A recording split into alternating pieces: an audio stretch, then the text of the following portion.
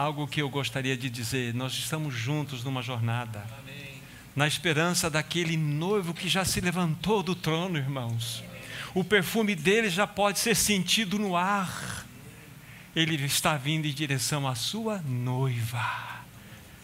Agora, nós estamos preparados para encontrar com o amado na nossa alma? Essa é a grande questão. É tempo de salão de beleza, irmãos. Salão de beleza espiritual. Que nós sejamos mais e mais conformados à imagem daquele que é o amado da nossa alma. Vamos orar, vamos pedir o socorro nessa noite para que o Espírito Santo nos ajude uma vez mais. Amado Pai Celestial, no precioso nome do Teu Filho Jesus, nós te pedimos, fala ao nosso coração nessa noite, nos dê ouvidos sensíveis à Tua voz. O que nós mais necessitamos é que o caráter do Teu Filho seja em nós formado. Quebra-nos, esmaga o nosso orgulho e prepotência. Nós desejamos ser conformes à imagem do Teu amado Filho. No nome dEle nós oramos. Amém. Vamos tomar algumas porções das Escrituras, depois vou estar anunciando para os meus irmãos o encargo que tenho a estar compartilhar com vocês. Primeira citação é 2 Timóteo capítulo 3. 2 Timóteo capítulo 3. Apenas o primeiro versículo. 2 Timóteo 3, versículo 1. Sabe, porém, isto: nos últimos dias sobrevirão tempos difíceis. Até aqui. Segunda citação, 2 Tessalonicenses, voltem um pouco aí a Bíblia. 2 Tessalonicenses, capítulo 2, do versículo 1 ao 3. Repetindo, 2 Tessalonicenses, capítulo 2, de 1 a 3. Irmãos, no que diz respeito à vinda do nosso Senhor Jesus Cristo e a nossa reunião com Ele, nós vos exortamos a que não vos demovais da vossa mente com facilidade, nem vos perturbeis, quer por espírito, quer por palavra, quer por epístola, como se procedesse de nós, supondo tenha chegado o dia do Senhor. Ninguém de nenhum modo vos engane, porque isso não acontecerá sem que primeiro venha a apostasia e seja revelado o homem da iniquidade, o filho da perdição. E por fim, Efésios capítulo 5, Efésios capítulo 5, versículos 25 a 27. Repetindo, Efésios 5, 25 a 27. A palavra de Deus assim diz: maridos, amai vossa mulher, como também Cristo amou a igreja e a si mesmo se entregou por ela, para que a santificasse, tendo-a purificado por meio da lavagem de água pela palavra, para apresentar a si mesmo igreja gloriosa, sem mácula, nem ruga, nem coisa semelhante, porém santa e sem defeito. Até aqui. Essas são as porções iniciais que eu quero deixar registrado para os meus irmãos. Então, permitam-me falar aqui do encargo que subiu ao meu coração já por um tempo. Hoje, nosso irmão Abílio, fazendo aí a notificação daquilo que estaríamos trabalhando à noite, é exatamente isso. Esse é o título: porque Deus precisa afligir os seus filhos. Já pensaram nisto? Porque Deus precisa nos afligir. Eu poderia dizer que essa palavra ela tem um cunho escatológico pastoral, pastoral escatológico. Não há importância nessa definição aqui. O importante é que nós vamos trabalhar a partir desse pensamento, e vou dizer o porquê eu citei aquelas passagens para os meus irmãos. Mas rapidamente, né, uma vez que é uma pergunta, por que Deus precisa, então, afligir os seus filhos? Em rápida resposta eu poderia dizer assim: é porque Ele ama você, Fernandinho. Ele ama você. Ele ama você, Ele ama você. É uma resposta geral, mas ela é totalmente fundamentada. É por amor que Ele precisa nos afligir. Mais do que isso, Ele precisa nos afligir para tirar do nosso estado de miséria espiritual, para que nós sejamos removidos das tamancas do nosso orgulho e sejamos colocados no lugar ideal para cada um de nós, que é a boca no pó. Então é por isso que é necessário que Deus aflija os seus filhos. Rapidamente falando, em linhas muito gerais, teria respondido a essa pergunta, que é o encargo que eu tenho para vocês. Mas permita eu considerar o porquê da leitura dos textos. Então, na primeira citação que foi 2 Timóteo 3:1, saiba, porém, isto, nos tempos finais os dias serão difíceis, ou trabalhosos, ou angustiosos, ou penosos, como outra versão diz. O que o Espírito Santo está nos advertindo através do apóstolo Paulo é que os últimos tempos nos quais nós estamos inseridos, nós experimentaríamos exatamente toda esta realidade de tempos trabalhosos, tempos penosos, tempos angustiosos. Essa é uma realidade escatológica que nos aponta para o tempo do fim, na qual todos nós estamos inseridos. Aí a segunda porção que nós lemos foi 2 Tessalonicenses, de 1-3. Ali o Espírito Santo também nos adverte, através do apóstolo Paulo, que a apostasia chegaria ao seu ápice antes da volta do Senhor. Antes que o Senhor voltasse, então haveria uma apostasia. Então esse é o quadro geral no qual nós estamos inseridos. Aí vem a terceira porção, que nós lemos de Efésios capítulo 5. Paradoxalmente, essas duas realidades nas quais nós estamos inseridos, seria exatamente sobre essas circunstâncias que Cristo estaria edificando a sua igreja no tempo do fim. Ele estaria tratando, preparando a sua amada noiva com graça para o encontro que ele tanto deseja. Então nós temos, por um lado, um cenário escatológico, caótico, de tempos trabalhosos, tempos difíceis, tempos angustiosos. Nós temos que antes da vinda de Cristo, nós temos a compreensão de que haveria uma apostasia, é o cenário no qual nós nos encontramos. Mas paradoxalmente, como eu estou falando, em Efésios nós vimos que Cristo estaria edificando a sua igreja dentro desse contexto. Uma igreja que não teria ruga, não teria mácula. Mácula fala de algo interno, ruga fala de algo externo. Não teria nenhum tipo de situações semelhantes a estas. Porém, a igreja seria santa e sem defeito. Agora, diante desse quadro, levantamos uma pergunta. Diante da situação de declínio no qual nós nos encontramos espiritual, hoje em dia, como que Deus pode forjar o caráter do seu Filho em nós? Em outras palavras, como que Ele poderá obter a sua igreja gloriosa, sem mácula, sem ruga, nem coisa semelhante, porém santa e sem defeito? Essa é a pergunta que nós levantamos. Aí vem a resposta. Eu vou colocar alguns adjetivos. Lembre-se do nosso título, porque Deus precisa afligir os seus filhos. Vou colocar alguns adjetivos aqui. Então, para que nós sejamos preparados como noiva de Cristo, aquela igreja gloriosa que Ele tanto anseia que sejamos, aflição, provação, tribulação, humilhação, disciplina, correção, reprovação. Este é o quadro. Esta é a realidade na qual nós estamos inseridos. Amados irmãos, não há outro caminho para a igreja. O Senhor não terá sua noiva gloriosa se Ele não nos afligir. A igreja precisa ser quebrantada, irmãos. Nós precisamos descer das tamancas do nosso orgulho. O Senhor está tirando-nos da zona de conforto. Lembro de um irmão chamado Lance Lambert, numa das suas mensagens, ele falou assim: nós somos cristãos folgados. Nós somos cristãos acadêmicos, intelectuais. Aí ele volta para nós e fala assim: onde está Cristo em sua vida? Onde está Cristo em sua vida? Irmão, nós estamos vivendo numa situação importante. Importante. Eu vou inserir algo aqui dentro desse pensamento que faz parte desse contexto de degradação que nós estamos vivendo. Nós somos hoje aqueles que participam da geração do site GPT, da inteligência artificial. Vocês sabem muito bem, melhor do que eu isto, que é uma ferramenta. É uma ferramenta que gera o que? Respostas de todas as diversas esferas, porque há bilhões e bilhões de informações concentradas nessa inteligência artificial. E você pode dialogar com ela. E o que significa isso? Estamos mergulhando numa decadência espiritual sem precedente.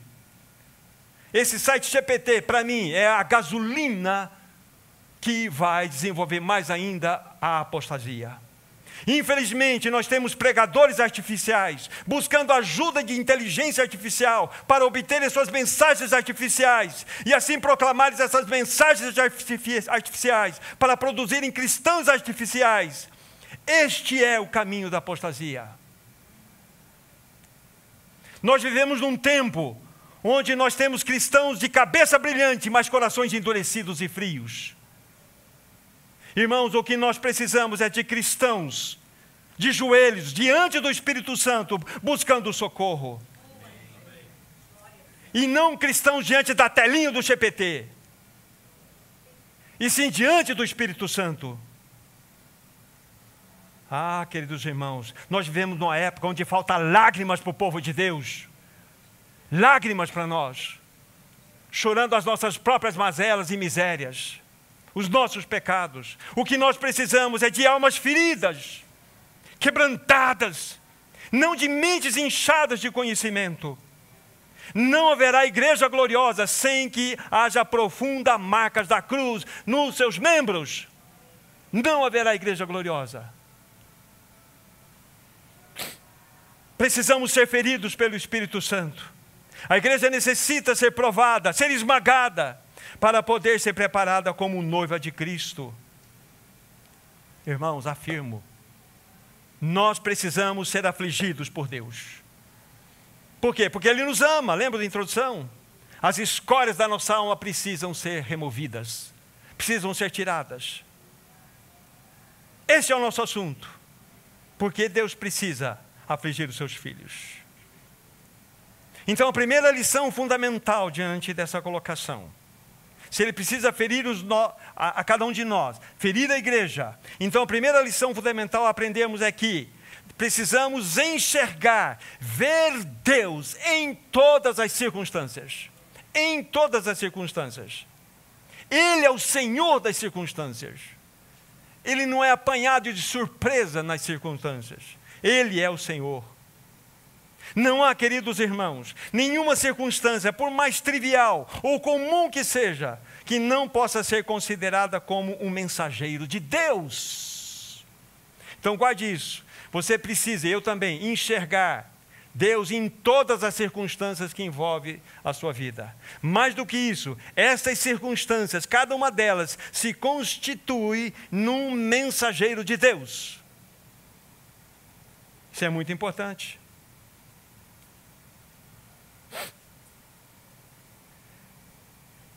Se nós perdermos de vista esta valiosa verdade, a vida não será mais do que uma maçante monotonia, sem sentido, sem propósito, sem valor algum. O cristão olha toda a sua vida na perspectiva da soberania de Deus. Iremos sempre, se nós erradamente avaliarmos essa situação, iremos sempre encarar as circunstâncias como algo comum e ordinário. Mas não é assim para os cristãos. Nós devemos encarar as circunstâncias de um modo diferente. Para nós, tudo é extraordinário. Tudo tem um propósito. Não há acasos na vida da nova criatura. Não há um fio de cabelo que sai da sua cabeça. Deus dá baixa na contabilidade. Um pardal que cai por terra não cai sem que Ele consinta. Este é o Deus Todo-Poderoso que nós cremos. Diante disso, Deus deseja forjar o seu caráter, ou o caráter do seu Filho em nós. É por isso que Ele amorosamente nos aflige. Sabe, irmãos e irmãs, a maioria de nós nunca foi provado ao extremo. A maioria de nós nunca experimentou a espremedura de Deus para ver se de nós sai algo que glorifica o nome dEle ou não.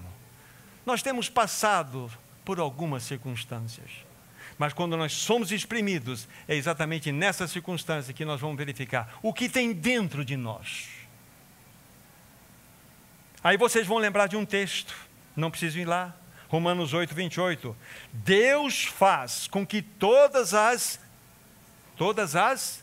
coisas contribuam para o bem daqueles que o amam, que amam a Ele, que são chamados segundo o seu decreto. Deus faz. Então, nós devemos olhar nessa primeira colocação, nessa primeira lição fundamental, nós devemos olhar que Deus está no controle de todas as coisas. E qual que deve ser a nossa reação? Também não preciso ir lá. Em 1 Tessalonicenses 5,18, está escrito assim: em tudo dai graças, porque esta é a vontade de Deus para convosco em Cristo Jesus. Isso é maravilhoso. Então a primeira lição, Ritinha, é você enxergar Deus em todas as circunstâncias que chegam a você. Mais do que isso, você precisa, além de ver Deus em todas as circunstâncias, que cada uma dessas circunstâncias é um mensageiro de Deus para a sua vida. Primeira lição para nós. Agora nós temos uma segunda lição importante. A primeira já falei. Então nós precisamos identificar quem são estes mensageiros de Deus. Que situação, ou circunstância, ou coisas que Deus pode usar para ser mensageiro ou mensageiros em nossas vidas. Vou citar algumas, dentre tantas outras que vão subir ao seu coração. Ventos contrários, pessoas distantes, pessoas próximas, família, pai, filho, irmãos, saúde, finanças, casamento, injustiça, frustração, decepção, e por aí vai a lista. São mensageiros de Deus que desejam agir na sua vida. Qual é o objetivo maior? Nos afligir, para esmagar a egocentralidade que há em nós, para que o perfume de Cristo seja exalado do nosso interior, para que eu possa dizer, não mais eu, mas Cristo vive em mim. É assim, irmãos e irmãs, que o Senhor está preparando a sua noiva amada.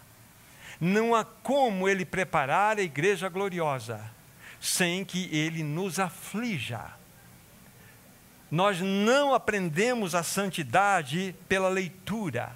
Nós não aprendemos a santidade pela comunhão simplesmente. Nós andamos, ao andarmos juntos, ao caminharmos juntos, é que nós, no raspa-raspa, é que nós vamos aprendendo o que significa ser santificado de modo prático. O Senhor, como disse, está preparando a sua amada noiva desta forma. Não há outro caminho. Não há outro caminho. Abram comigo, por favor, 2 Coríntios capítulo 3. Apenas um único versículo, versículo 18. 2 Coríntios 3, 18. A palavra de Deus assim diz: e todos nós, com o rosto desvendado, contemplando, como por espelho, a glória do Senhor, somos transformados de glória em glória à sua própria imagem, como pelo Senhor o Espírito. Em especial, essa verdade inicial aqui colocada. Todos nós, com o rosto descoberto, desvendado, estamos contemplando como por espelho a glória do Senhor e somos transformados de glória em glória à sua própria imagem. O irmão chamado Austin Sparks, ao trabalhar nesse texto, quando ele chega nessa expressão, somos transformados de glória em glória, ele diz assim, nós somos transformados de tribulação em tribulação à própria imagem de Cristo. Então, estamos em tribulação? Esta é a ideia. Este é o caminho, esse é o propósito de Deus. Esse é o propósito de Deus.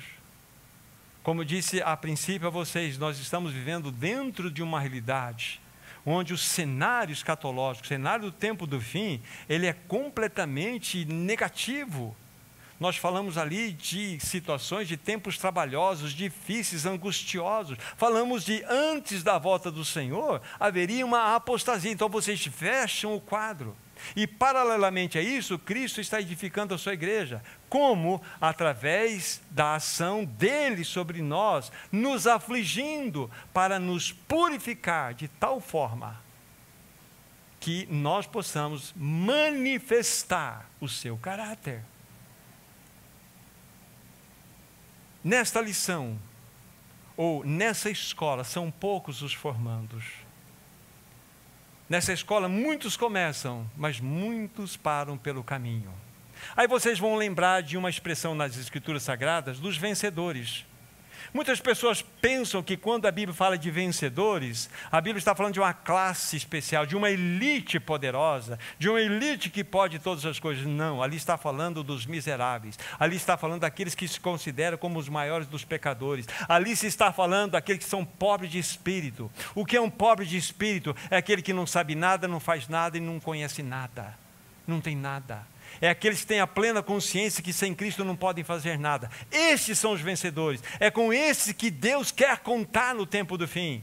Não é uma elite especial. É a soma de todos aqueles que nada têm, nada podem, nada sabem. Então aqui está, o Senhor está preparando a sua igreja gloriosa. Estamos sendo transformados de glória em glória, de tribulação em tribulação, à própria imagem dele. Contudo, mas porém, a maioria dos cristãos se rebelam contra os mensageiros de Deus. Chega uma circunstância contrária, chega uma situação que te visita inesperadamente, aquilo provoca você uma reação. Não é? Comigo é assim. Porque então nós não estamos discernindo os mensageiros de Deus que chegam a nós. E qual é o resultado quando nós nos rebelamos contra os mensageiros de Deus? Aí a Bíblia vai responder. Abram comigo, Hebreus capítulo 12. Hebreus capítulo 12 vai responder para nós o resultado. Há duas possibilidades quando nós nos rebelamos contra os mensageiros de Deus. Vocês sabem quem são os mensageiros? São todas aquelas circunstâncias que Deus levantou para nos visitar, para nos provar. E nós, não discernindo o que vem de Deus, nós nos levantamos veementemente contra isto. Então, há duas possibilidades. Então, Hebreus 12, 5 e 6. Preste bem atenção ao que está escrito aí.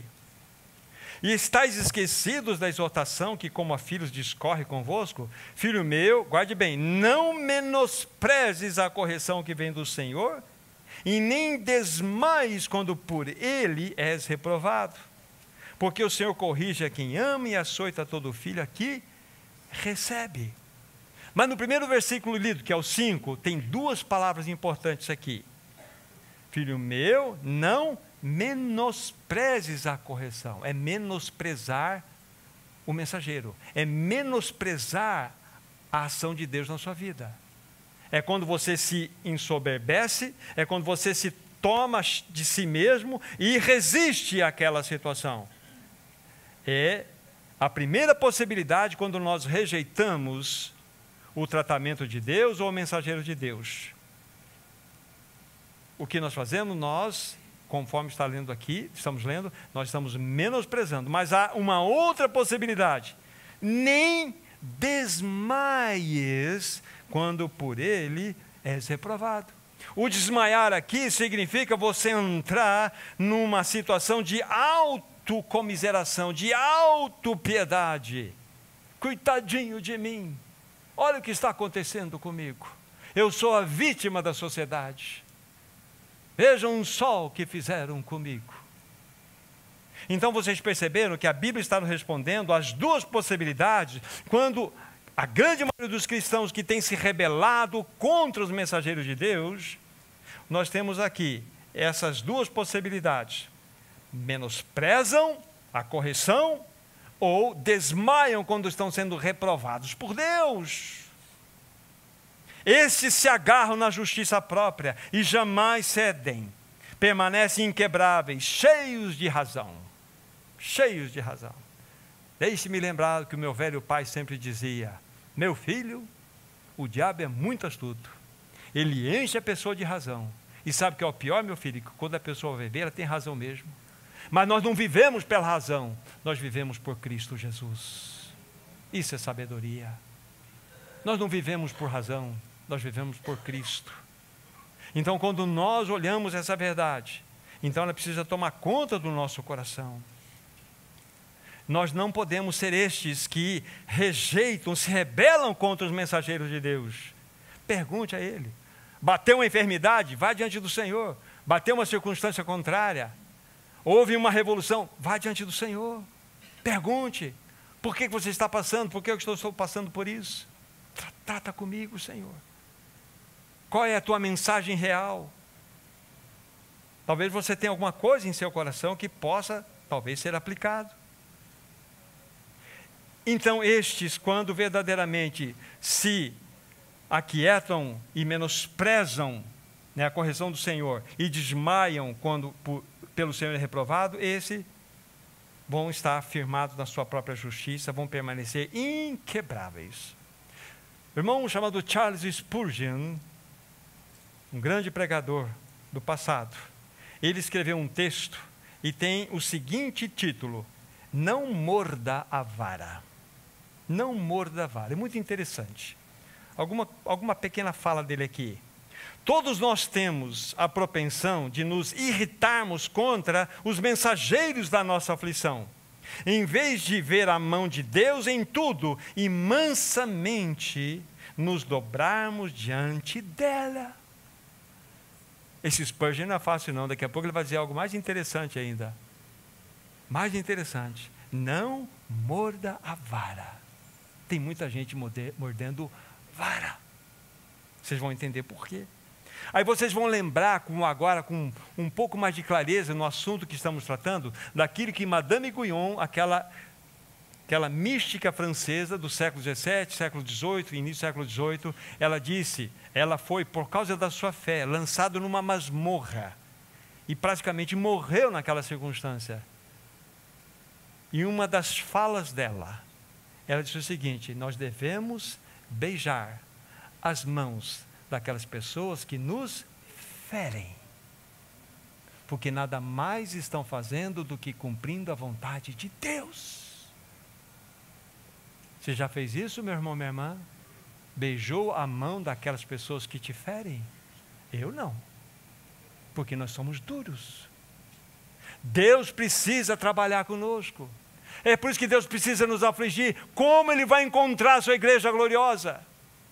Como o Senhor pode edificar uma noiva para Ele, se nós somos em si mesmados, somos cristãos teóricos, vivendo nas tamancas da nossa soberba? Então ele disse essas palavras que eu disse para vocês, que vale a pena repeti-las. Todos nós temos a propensão de nos irritarmos contra os mensageiros da nossa aflição, em vez de ver a mão de Deus em tudo e mansamente nos dobrarmos diante dela. Bom, antes de falar dos Spurgeon, eu quero um exemplo prático de Davi para vocês. 2 Samuel, por favor. 2 Samuel, capítulo 16.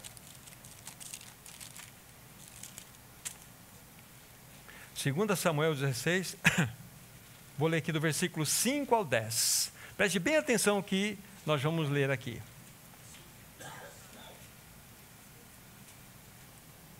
Repetindo, 2 Samuel 16, 5 a 10. Tendo chegado o rei Davi a Baurim, eis que dali saiu um homem da família da casa de Saul, cujo nome era Simei, filho de Gera. E saiu e ia amaldiçoando, e atirava pedras contra Davi, e contra todos os seus servos, ainda que todo o povo e todos os valentes estavam à direita e à esquerda do rei. Amaldiçoando-o, dizia Simei: fora daqui, fora, homem de sangue, homem de Belial. O Senhor te deu agora a paga de todo o sangue da casa de Saul, cujo reino usurpaste. O Senhor já o entregou nas mãos do teu filho Absalão. Este agora na tua desgraça, porque és homem de sangue. Então Abisai, filho de Zeruia, disse ao rei: por que amaldiçoaria este cão morto ao rei, o meu senhor? Deixa-me passar e lhe tirarei a cabeça.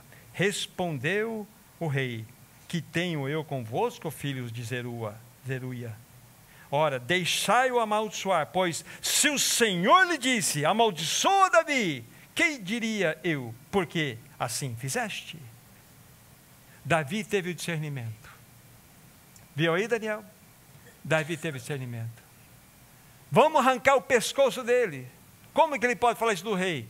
Davi falou assim: mas se o Senhor o ordenou, beijar as mãos das pessoas que nos ferem. É tão difícil para mim, é tão difícil para nós.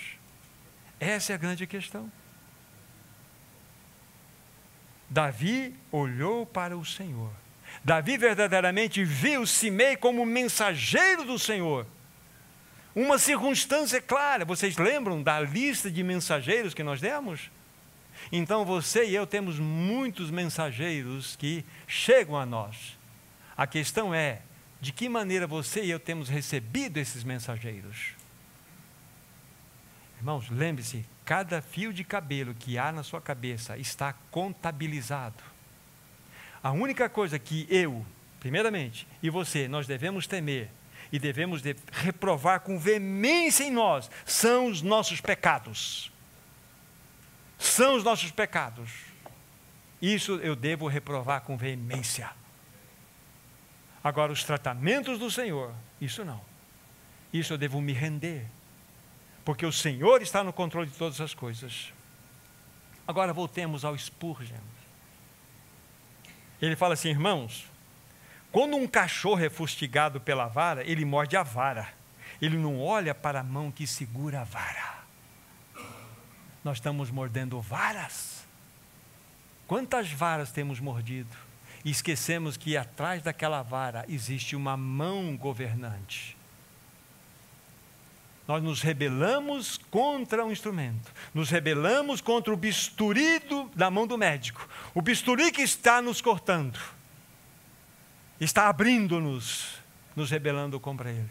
Mas quem está cortando é o médico dos médicos. Você quer ser transformado em imagem e semelhança do Senhor? Amém. Esse é o ponto. Então, as aflições que vêm do alto vêm com este objetivo. Porque Deus aflige os seus filhos porque Ele ama. Ele quer tirar as escórias da nossa existência. Irmãos, quanto tempo nós temos de jornada?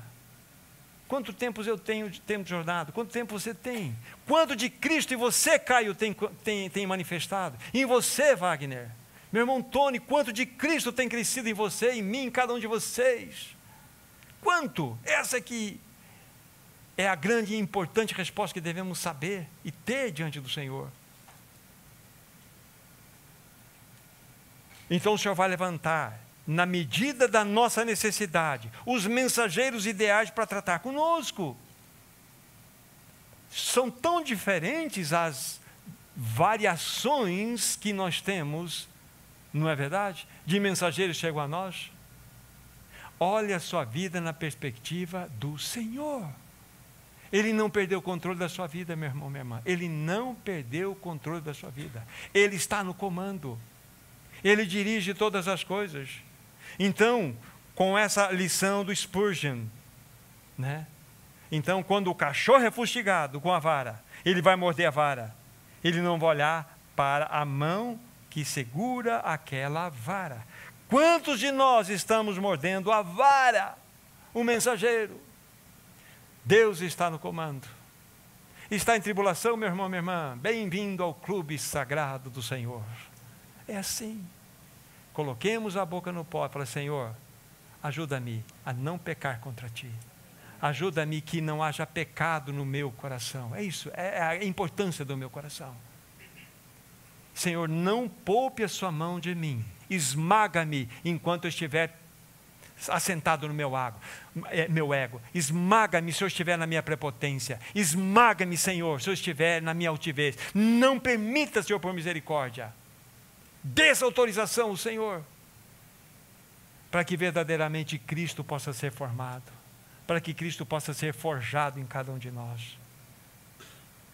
Ah, irmãos, o Senhor está buscando um povo nesse tempo, um povo que possa de fato se colocar diante dele e dar toda a liberdade para que ele venha a agir. Irmãos, Deus é o Deus das circunstâncias, Deus é o Senhor das circunstâncias. Essas circunstâncias nada mais são do que os mensageiros especiais para que nós possamos ser quebrantados. Quebrantados. Zapa, meu querido, sem quebrantamento não tem Cristo na sua vida, meu irmão. Não tem Cristo. Eu falo por mim, cada um de nós podemos ter uma cabeça desse tamanho de informação, mas nosso coração pode ser desse tamanhozinho em devoção. Então nós precisamos de Cristo, meu irmão. Nós precisamos de Cristo. E é no raspa-raspa. Vocês já ouviram quantas vezes eu falar isso? Querem se conhecer? Alugue uma van e vão para a praia juntos. Vão para a praia. Pega uma van de 16, 20 lugares. Você já vai começar a ver a briga no início, da entrada da van. A velocidade, que vai tocar, que não vai tocar, outro vai roncar, não vai roncar, e assim vai. Aí vocês vão conhecer. É no andar diário que vocês sabem quem vocês são. Nós somos provados nessas pequenas coisas. Não é na leitura. Eu li 13 livros esse mês. Nossa, que bênção. E cadê Cristo? Está aqui, ó. Então nós precisamos da vida manifestada em nós. Essa é a grande questão. Agora, qual que é a prova desse aprendizado? A Bíblia fala que há uma prova, nós temos uma prova real aqui, que quando nós somos imersos na aflição, como vamos sair do outro lado? A Bíblia fala sobre isso. Salmo 119. Salmo 119.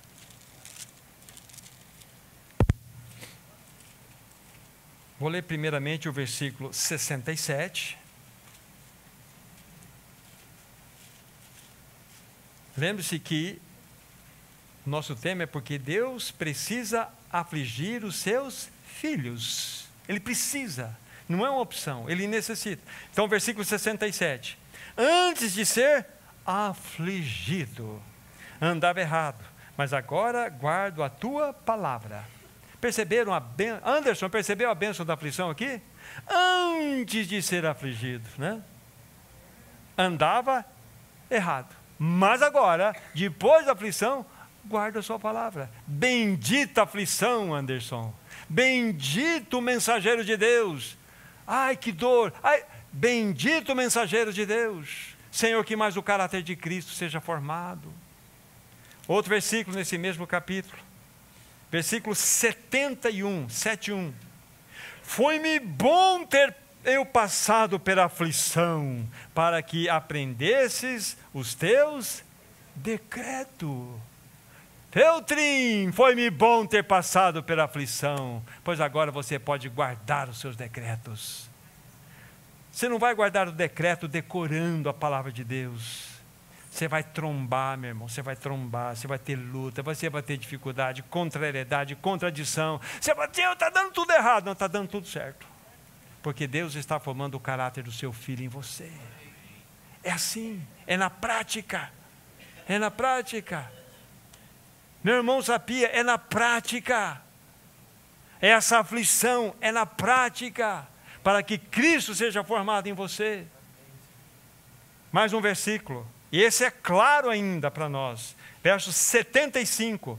Bem sei, ó Senhor, veja o autor, que os teus juízos são justos e que com fidelidade me afligiste. Quem te afligiu, meu irmão? Foi o Senhor. Ah, foi aquela, não, foi a irmã Isabel, não foi a irmã Isabel, não, foi o Senhor. Foi o Senhor. Não foi o Senhor. Então aqui mostra-nos que o agente produtor da aflição é o Senhor. Bem sei ao Senhor que os teus juízos são justos e que com fidelidade me afligiste. Aqui está o autor da aflição. Porque Deus precisa afligir os seus filhos por isso. para você guardar os seus decretos, para que você possa desfrutar da sua graça, para que você possa ser transformado de glória em glória, à imagem dele. A aflição é inegociável. Deus não tem outro caminho. Vera não tem outro caminho. Não tem. É a aflição mesmo. E eu sou uma cascadura, Vera, você não imagina. O Senhor bate, eu resisto. Mas eu falei, Senhor, não desista de mim, Senhor. Não desista de mim, Senhor. Leva-me ao pó. Porque só assim Ele vai encontrar em nós caminhos para que o caráter dele seja formado, para que nós possamos tocar a doçura de Cristo em cada um, que a gente possa tocar Cristo em cada irmão, cada irmã, para que os anos que nós temos caminhado juntos possam ser traduzidos em realidade espiritual, irmãos, para que nós possamos ser forjados à imagem de Cristo, que não sejamos apenas um grupo de estudo bíblico religioso. Deus nos livre disto. Nós queremos ser uma expressão aqui que se reúne aqui, que manifeste o caráter de Cristo. E sem aflição não dá. Não tem outro caminho. Não há outro caminho. Em outras palavras, este é o caminho da cruz. Só assim seremos transformados de glória em glória à própria imagem do Senhor. Tenho mais algumas poucas coisas a dizer aos meus irmãos. Voltemos lá naquele texto que nós chamamos de Hebreus capítulo 12. Hebreus capítulo 12. Para fazer algumas breves observações. Hebreus capítulo 12, nós lemos versículos 5 e 6. Vocês se lembram que nós vimos as duas possibilidades quando nós nos rebelamos contra os mensageiros de Deus, ou menosprezamos a correção que vem do Senhor, ou vamos desmaiar quando estivermos sendo reprovados por Ele. Já vimos isto. E muitos, infelizmente, muitos cristãos não são beneficiados pela disciplina de Deus. Aí novamente no versículo 5, só para clarear o assunto. E estais esquecidos da exortação, que como a filhos descorre, filho meu, não menosprezes a correção que vem do Senhor, nem desmaies quando por Ele és reprovado. Agora, o ponto importante, porque o Senhor corrige a quem ama, e açoita todo filho a que recebe. Você é filho, filha de Deus? Então, bem-vindo à disciplina. Bem-vindo a receber os mensageiros de Deus, as circunstâncias contrárias, as contradições, as decepções, as frustrações, aos problemas, às lutas, às batalhas com a saúde. Ou vocês acham que Deus perdeu o controle? Deus perdeu o controle aqui da minha saúde. Não perdeu, não. Nada. Tudo está no perfeito comando de Deus. Então aqui nós vemos que o Senhor, verdadeiramente, Ele vai nos corrigir porque Ele nos ama. E por que Ele nos corrige e nos ama? Porque somos seus filhos. Anne, você é filha de Deus. Então, que o chicote venha na mão dele, lógico. Porque nem Anderson, nem ninguém, nenhum pode nos disciplinar como Ele. Porque Ele nos disciplina com amor. Nós somos maus, nós vamos além da medida, mas o Senhor nunca vai exagerar a nossa medida. Aquela mão que fere é a mão que afaga. É assim que Deus faz conosco. Infelizmente, alguns são endurecidos quando corrigidos pelo Senhor, outros são esmagados quando estão sendo disciplinados, entram em murmuração, entram no caminho de vitimismo, de autopiedade. O mundo se levantou contra mim. Todas as circunstâncias, ou os mensageiros que chegam a nós, nós devemos ter um espírito adequado para receber cada uma dessas realidades. Depende totalmente de como você recebe aquelas aflições. Como que você tem recebido os mensageiros? Como? Como infortúnios na sua vida? ou como um mensageiro muito bem planejado e de maneira proposital chegou a você. Senhor, por que eu estou passando por essa circunstância? Qual é a lição, Senhor? O que tu queres falar no meu coração? Não, culpado é você, culpado é você, não, culpado é você, culpado. Senhor, qual é a lição? O que o Senhor deseja me ensinar com tudo isto? Põe a boca no pó e o Senhor vai falar. Então, nada, absolutamente nada que chegou a você, tomou Deus de surpresa. Nesse mesmo capítulo onde estamos de Hebreus 12, versículos 10 a 12. Olha só que lindo. Pois eles, os nossos pais físicos, nos corrigiam por pouco tempo, segundo melhor lhes parecia. Deus, porém, nos disciplina para aproveitamento, a fim de sermos participantes da sua santidade. Então, voltem novamente lá, porque Deus precisa afligir os seus filhos. Aqui, para você e eu participarmos da sua santidade. Murilo, é assim que você vai participar da santidade de Deus. Não é decorando 4 livros por mês, não. Você pode até decorar mais, mas você precisa da disciplina do Senhor. E Ele arranja os seus meios adequados para disciplinar você, para que mais do caráter de Cristo seja formado em você. É assim que funciona. Então aqui está, para que sejamos participantes da santidade dEle. Toda a disciplina, verso 11, com efeito no momento não parece ser motivo de alegria, mas de tristeza, ao depois, entretanto, produz fruto pacífico aos que têm sido exercitados por essa disciplina, frutos de justiça.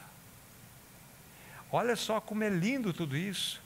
Essa disciplina, esse mensageiro, essa circunstância, seja qual for ela, no momento não parece motivo de alegria, mas de tristeza. É assim que acontece com todos, com nós. Mas depois, olha só, entretanto, vai produzir um fruto pacífico aos que têm sido exercitados por essa disciplina. Como você tem reagido? João, Ricardo, como você tem reagido diante das disciplinas do Senhor? Hein, Paulão? Patrick, como nós estamos reagindo diante dessas circunstâncias? Essa é a grande questão. Verso 12. Por isso restabelecei as mãos descaídas e os joelhos trôpegos, completando o verso 13, e fazei caminhos retos para os pés, para que não se extravie o que é manco, antes seja curado. Olha que lindo. Em suma, se nós esquecermos de tudo que foi dito aqui, dessa passagem, lembre-se que nós somos disciplinados, os mensageiros de Deus chegam a nós para que sejamos participantes da sua santidade.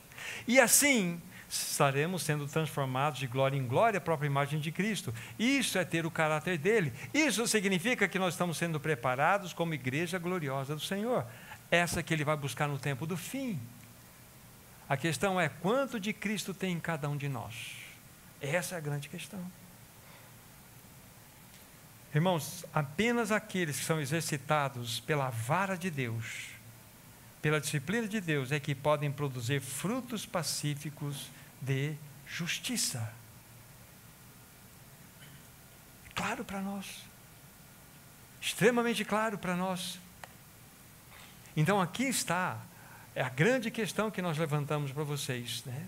Por que Deus precisa afligir os seus filhos? Está aqui. Então, o que nós fizemos hoje? Uma introdução daquilo que nós vamos tratar ainda pela frente. Não vai se constituir numa série, mas algumas palavras que a gente vai dentro desse caminho, para que nós possamos, de fato, discernir os caminhos do Senhor, as suas pegadas, para que nós entendamos que toda aflição que tem visitado a nossa vida tem como objetivo maior o sermos conformados à imagem de Cristo. E é um caminho muito prático. Muito prático. Essa é a grande questão. O objetivo principal de Deus em trazer aflição para o meio do seu povo é para que o caráter, a imagem do seu Filho seja manifestada, impressa em cada um de nós e na sua igreja. A cada instante você tem uma oportunidade. N circunstâncias Lembre-se, chame essas circunstâncias de mensageiro. No cada uma aqui. Cada circunstância é um mensageiro de Deus. Deus não vai ser apanhado de surpresa na sua vida. Deus cuida de todas as coisas, tudo, absolutamente tudo. Ele está no comando de todas as coisas. Esse é o nosso amado Senhor. E dessa forma o Senhor vai obter a sua igreja gloriosa, sem mácula, ou seja, sem nada interno, sem ruga, sem nada externo, um testemunho vivo. As pessoas vão tocar Cristo em nós, vendo-nos, nem coisa semelhante, imagina o que você quiser, porém santa e sem defeito. Essa é a igreja gloriosa que o Senhor está edificando para a sua volta. A questão é, você faz parte desse projeto? Amém. Esse é o ponto. Queridos irmãos, não existe atalhos para esse assunto. Deus precisa nos afligir. Isto é um dos mais evidentes sinais do seu amor por cada um de nós. Flora, Ele te ama. Então, bem-vindo à tribulação. Bem-vinda à aflição, porque Ele ama. Te usa como o Senhor te ama. Nilma, como o Senhor te ama. Bem-vindas à tribulação. É assim, essa aflição. A grande bênção, irmãos, para que nós possamos fazer um fechamento. A grande bênção que a aprovação na vida da nova criatura, ela tem começo, meio e fim. Tem começo, meio e fim. Mas lembre-se de um ponto importante. Nós não podemos encurtar o tempo do tratamento de Deus na nossa vida. Mas nós podemos alongá-lo. Qual que é o raciocínio que podemos levantar aqui? O raciocínio do povo de Israel cativo no Egito, ou povo hebreu. Saíram do Egito, eles tinham que apenas andar por 2 anos até uma fronteira chamada Cades Barneia, 2 anos, e ali entrarem na terra prometida e tomarem posse. E eles fizeram esse percurso. Seria suficiente 2 anos de deserto. O que aconteceu lá? Murmuração. Lá na terra tem gigante, lá não vai dar, lá a coisa não vai funcionar. Deus falou assim, vocês não querem? Então tá bom, vocês já andaram 2, vocês vão ganhar mais 38 anos a mais, para andarem nesse deserto, até que essa geração morra e chegue novamente a uma outra fronteira, para entrar novamente lá. Então Daniel e Irene, 2 anos são suficientes, veja um número simbólico aqui, mas você não precisa de mais 38 anos, tem muito cristão que já está navegando nos 38 anos, não saem. Senhor, livra-nos de aumentar o tempo da nossa prova. Então lembre-se, tem começo, meio e fim. Nós não podemos diminuir, nós podemos estender. Esse fim pode ser demorado. Então, fala assim, bem-vindo, Senhor, bem-vindos sejam todos os teus mensageiros da minha vida, para que Deus possa edificar algo na sua vida, que a igreja dele possa ser edificada, que ele encontre uma igreja gloriosa nesse tempo do fim, irmãos, que nós possamos ser essa expressão, e que na vontade do Senhor, nós vamos estar, a partir dessa introdução, dessa colocação, nós vamos avançar colocando várias outras realidades que vão nos ajudar a entender os caminhos de Deus na nossa vida, caminhos aflitivos, mas caminhos de muita bênção. Vamos orar. Amado Pai Celestial, nós te damos muitas graças pelo teu falar. Nós te rogamos, não desista de nós, continue a sua obra, envie os seus santos mensageiros para tratar conosco, não olhe para as nossas murmurações, forja o caráter de Cristo em nós. Queremos fazer parte da tua igreja gloriosa, queremos ser testemunhas vivas nesse tempo do fim, amado Senhor. Obrigado, Senhor, porque tu nos afliges, porque tu nos ama com um grande e eterno amor. Abençoe teu povo aqui reunido, que nessa semana que hoje se inicia, nós possamos, hoje, amanhã e ao longo de todo o tempo que nós vamos ter, olhar todas as coisas na tua perspectiva, que tudo aquilo que nos visitar, possamos receber como os mensageiros especiais de ti mesmo para as nossas vidas. O que mais desejamos é ser conformados à imagem do teu Filho. Abençoe teu povo com a tua palavra, em nome de Jesus. Amém, Senhor. Amém, amados irmãos, graça e paz. Tenha uma semana com bastante aflição vindas do Senhor.